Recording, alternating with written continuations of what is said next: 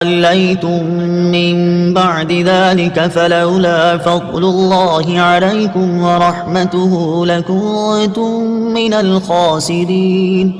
ترجمہ: اس کے بعد پھر تم نے روگردانی اختیار کی تو اگر تم پر اللہ کا فضل اور اس کی رحمت نہ ہوتی تو تم نقصان اٹھانے والوں میں سے ہو جاتے۔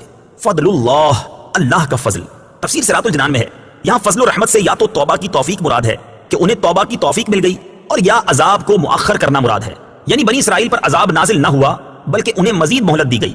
ایک قول یہ ہے کہ فضل الہی اور رحمت حق سے حضور سرور عالم صلی اللہ تعالی علیہ وسلم کی ذات پاک مراد ہے، اور معنی یہ ہے کہ اگر تمہیں خاتم المرسلین صلی اللہ تعالی علیہ وسلم کے وجود کی دولت نہ ملتی اور آپ صلی اللہ تعالی علیہ وسلم کی ہدایت نصیب نہ ہوتی تو تمہارا انجام ہلاک و خسران ہوتا۔ اس سے معلوم ہوا کہ حضور اقدس صلی اللہ تعالی علیہ وسلم مخلوق پر اللہ تعالیٰ کا فضل بھی ہیں اور رحمت بھی ہیں۔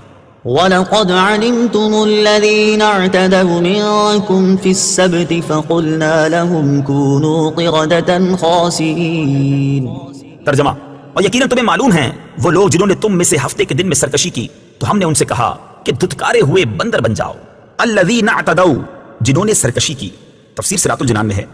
شہر ایلا میں بنی اسرائیل آباد تھے، انہیں حکم تھا کہ ہفتے کا دن عبادت کے لیے خاص کر دیں اور اس روز شکار نہ کریں اور دنیاوی مشاغل ترک کر دیں۔ ان کے ایک گروہ نے یہ چال چلی کہ وہ جمعہ کے دن شام کے وقت دریا کے کنارے کنارے بہت سے گڑھے کھودتے اور ہفتے کے دن ان گڑھوں تک نالیاں بناتے جن کے ذریعے پانی کے ساتھ آ کر مچھلیاں گڑھوں میں قید ہو جاتی، اور اتوار کے دن انہیں نکالتے اور کہتے کہ ہم مچھلی کو پانی سے ہفتے کے دن تو نہیں نکالتے، یہ کہہ کر وہ اپنے دل کو تسلی دے لیتے۔ 40 یا 70 سال تک ان کا یہی عمل رہا، اور جب حضرت داؤد علیہ نبینا علیہ الصلوۃ والسلام کی نبوت کا زمانہ آیا تو آپ علیہ الصلوۃ والسلام نے انہیں اس سے منع کیا اور فرمایا کہ قید کرنا ہی شکار ہے جو تم ہفتے ہی کو کر رہے ہو۔ جب وہ باز نہ آئے تو آپ علیہ الصلوۃ والسلام نے ان پر لعنت فرمائی اور اللہ تعالیٰ نے انہیں بندروں کی شکل میں مسخ کر دیا۔ بعض مفسرین نے فرمایا کہ نوجوان بندروں کی شکل میں اور بوڑھے خنزیروں کی شکل میں مسخ ہو گئے، ان کی عقل اور حواس تو باقی رہے مگر قوت گویائی زائل ہو گئی اور بدنوں سے بدبو نکلنے لگی۔ وہ اپنے اس حال پر روتے رہے یہاں تک کہ 3 دن میں سب ہلاک ہو گئے، ان کی نسل باقی نہ رہی، اور یہ لوگ 70,000 کے قریب تھے۔ اس واقعے کی مزید تفصیل سورہ اعراف کی آیت 163 تا 166 میں آئے گی۔ حیلہ کرنے کا حکم۔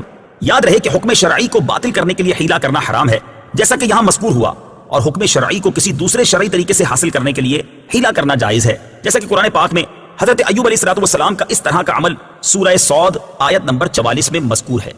فَجَعَلْنَاهَا نَكَالًا لِمَا بَيْنَ يَدَيْهَا وَمَا خَلْفَهَا وَمَوْعِظَةً لِلْمُتَّقِينَ۔ ترجمہ: تو ہم نے یہ واقعہ اس وقت کے لوگوں اور ان کے بعد والوں کے لیے عبرت اور پرہیزگاروں کے لیے نصیحت بنا دیا۔ نکالن، عبرت، تفسیر صراط الجنان میں ہے۔ اس سے معلوم ہوا کہ قرآن پاک میں عذاب کے واقعات ہماری عبرت و نصیحت کے لیے بیان کیے گئے ہیں، لہٰذا قرآن پاک کے حقوق میں سے ہے کہ اس طرح کے واقعات و آیات پڑھ کر اپنی اصلاح کی طرف بھی توجہ کی جائے۔ وَإِذْ قَالَ مُوسَىٰ لِقَوْمِهِ